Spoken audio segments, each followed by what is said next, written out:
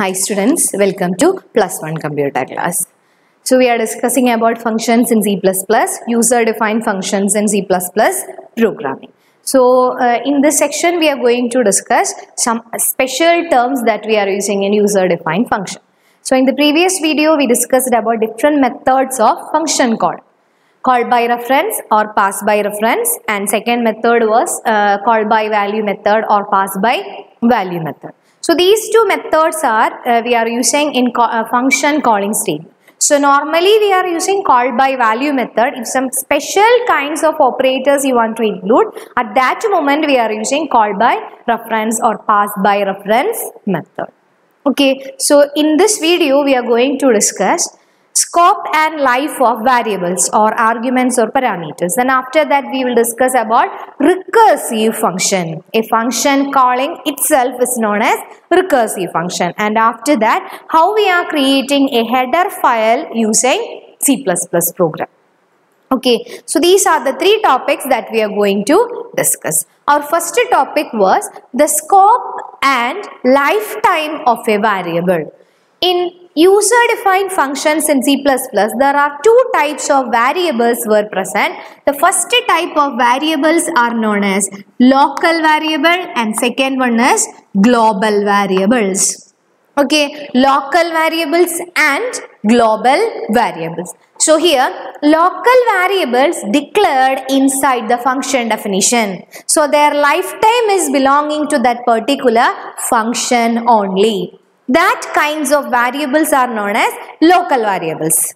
Then second one, global variable. Global variables declared outside the function. Okay, global variables are declared outside the function definition. So that means anyone can access that particular variable. That means their scope is global. Anyone can access. Local means only to that particular function can access that kind of variable. So here different types of variables we discuss, what are its scope.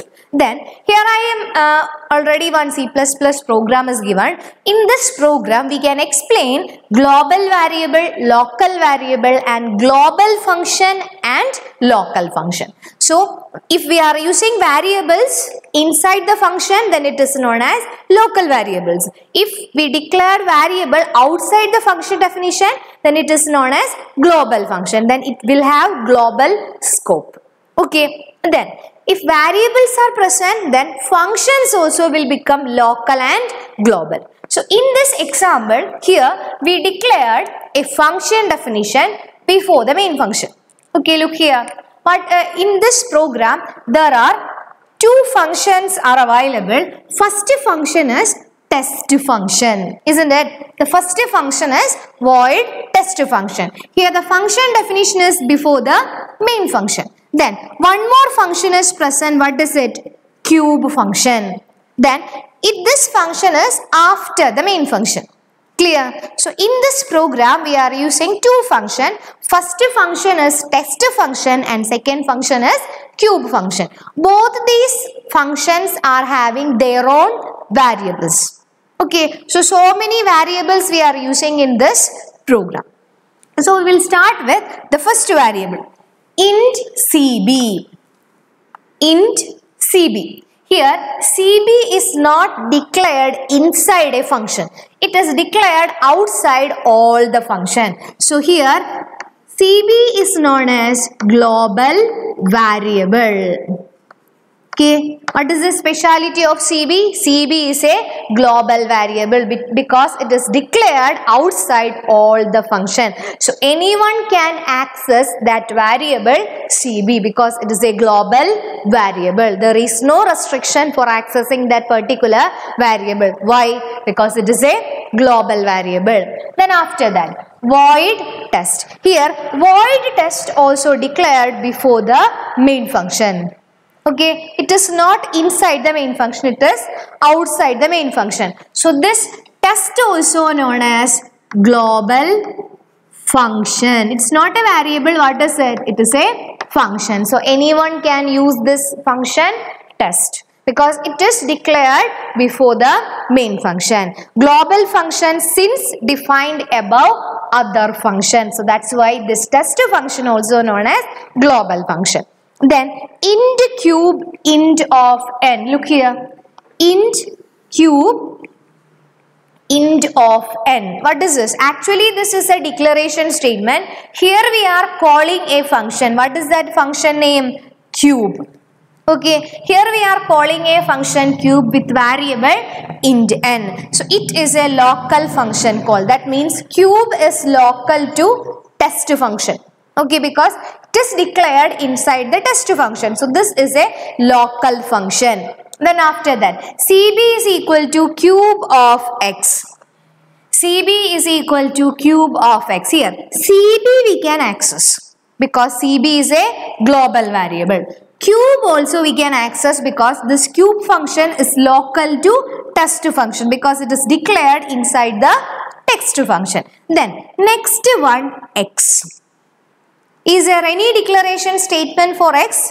Actually, x is declared inside the main function. So that means x is local to main function. Nobody can access variable x because x is a local variable. It is belonging to main function. So only inside the main function can access the variable x. So this is an invalid function called. Invalid function call. Why this is an invalid function call? Because x is a local variable that we can't, or the test function can't access the variable x because x variable is declared inside the main function. So only main function can access that variable x, or we can say that x is local to the function main. Clear? But if it is CB, we can access because it is a global variable. It is declared among all the other functions. Then after that, Cout CB. CB also we can use global variable. Main function. We are beginning the program execution. Int x equal to 5. We are declaring a variable, local variable x. Test function. Is it a valid function call? We can call text function inside the main function. Yes, it is possible because test is a global variable.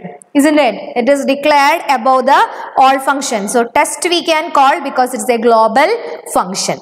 Then after that, CB also we can use because CB also global variable. Anyone can use. Then cube of x. Okay, cube of x. Actually, this is invalid function call.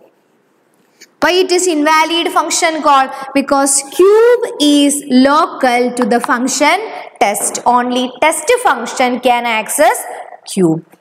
Okay, only text function or test function can access cube. So that's why this is an invalid function called Cout CB. We can display CB. There will be no error because CB is a global variable. After that, int cube of int n. We are declaring one more function. Look here, int cube of int n. This function we are using here, but its definition is not written. So definition immediately after the main function. Then int val. So here val is a local variable. So its scope or lifetime is belonging to that particular function itself. Clear? So this is how we are implementing local variable or local functions and global variable or global function. So any variable or function declared inside the function definition is known as local variable or local function. Then second case, if any of the function declared, function or variable declared outside the function definition or outside above all the function, it will be treated as global variable. So in this example, CB and test. CB and test. CB is a global variable, test is a global function because these two are declared before all the functions. Then cube, local function. Then x also local variable because it is declared inside the main function. Clear? So that is global variable and local variable, and one more category is the local function and global function. So according to their scope, scope means in which manner we are declaring. For example, if it is a global variable, then it have global scope. Global scope means anyone can access. Okay, inside the function or outside the function. Then if we are declaring variable as local, then it has local scope. That means only that function can use that part. That means that variable is local to only that function. Okay, so these are the scope and lifetime of variable. Then in your textbook there is one comparison picture is present. So please look at the picture, then we will discuss the comparison. Scope and lifetime. So first we will discuss variable, then after that function. So look at the first point.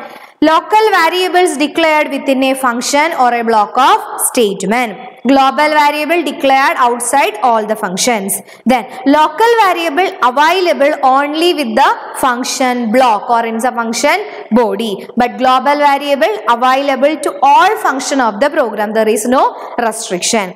Then local variable. Memory is allocated when the function or block is active and freed when the execution of the function or block is completed. That means if it is executing, then it will be active, memory will be allocated, and after that it will deallocate. Then after that, global variable. Memory is allocated just before the execution of the program and freed when the program stops the execution. So it based on the execution of the program. Then same criteria we can use for functions also. Local variable declared within a function. Local variable declared within a function or a block of statement. Then accessible only within the function or the block. But global declared defined outside all the other function. Then function can be accessible by any of the program. Okay, so these are the comparison and scope and lifetime of variables. Clear? So according to the scope, we can specify variables can be divided into global variable and local variables. Okay, I think it is clear how we are declaring global variables and local variables. Then next category, one more function is a recursive function. Recursive function. Recursive function means we already know a function contain another, or a for loop contain another for loop is known as nested for loop. Then recursive function means a function calling itself is known as recursive function. Okay, what is it? A function calling itself is known as recursive function. Okay, here I am going to write one syntax for recursive function. For example, I am going to declare a function, its name will be factorial. Int factorial. Then I can write any of the function body. Suppose in that function body I am going to write int n is equal to factorial of function. That means the factorial function calling or it's pointing to the same function itself. This is known as recursive function. That means the process of calling a function by itself. The process of calling a function by itself is known as recursive function. Then, suppose you want to find the factorial of a number. Suppose you want to find the factorial of a number. Suppose we are going to find the factorial of a number, then there are some of the possibilities are present. For example, suppose you want to find the 5 factorial. 5 factorial. First you want to find 1 factorial into 2 factorial, 3 factorial star 4 factorial, like that. Okay, the procedure will be continue like that. Okay, we can find out the factorial one by one. That means same operation we are repeating. At that case, we can use recursive function. Int factorial of int n. Suppose we are finding the n factorial, then if n equal to 1 or n equal to 0, return 1, because if the number is 1 or 0, we can display 1 because no other values want to multiply. Then else if n greater than 1, return n star factorial of n minus 1, else return 0. Okay, look here. Here we are declaring a function. What is its name? Factorial. And also we are using one argument, int factorial. Actually this is function definition, so n will be the formal argument. Then if the entered number is 1 or 0, then we can display number 1 as its factorial. You don't want to find any other term. Then if the number is greater than n, okay, if the number is greater than n, then we want to find out the factorial. If we are finding the 5 factorial, if n is equal to 5, then first you want to find 4 factorial. So that's why factorial of n minus 1. Then suppose you want to find 4 factorial, then again n minus 1, 3 factorial, then 2 factorial, 1 factorial, like that. That means the same process will repeat. The same process will repeat. So this kind of recursive function we can only use for some special cases. So normally we are using recursive function to find the factorial of a number. To find the factorial of a number, n equal to 1, n is equal to 0. That is the first condition. If n equal to 1 and n equal to 0, we can return 1. Else if n greater than 1, return n star factorial of n minus 1. That means we are repeating the same procedure one or more times. So that is the speciality of recursive function. A function calling itself is known as recursive function. Okay, then one more topic left, how we are creating header files. Okay, how we are creating header files. Okay, we already know different types of header files in C++. Okay, different types of header files in C++. We already studied hash include IOStream, then hash include C string, then C math, then CC type. Okay, so many header file we can use. Then suppose you want to create a user defined header file. Is it possible? Yes. Using function, we can create user-defined header file. For that, you want to create the definition of header file first. Okay, definition of header file first. For example, suppose I want to create factorial of a, or I want to find the factorial of a program or factorial of a number. Then I can write the factorial definition as a function. So we can write like this: int factorial of int n, int f equal to 1, for int I equal to 1, I less than or equal to n, I plus plus.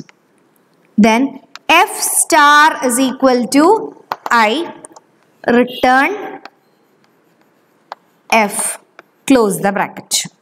Okay, so here I return the function definition.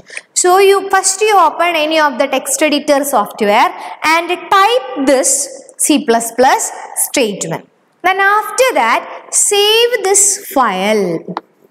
Save this with .h extension. Okay, normally C++ program we are saving with .cpp extension. Instead of .cpp extension, you want to save this file with .h extension. So we can write like this.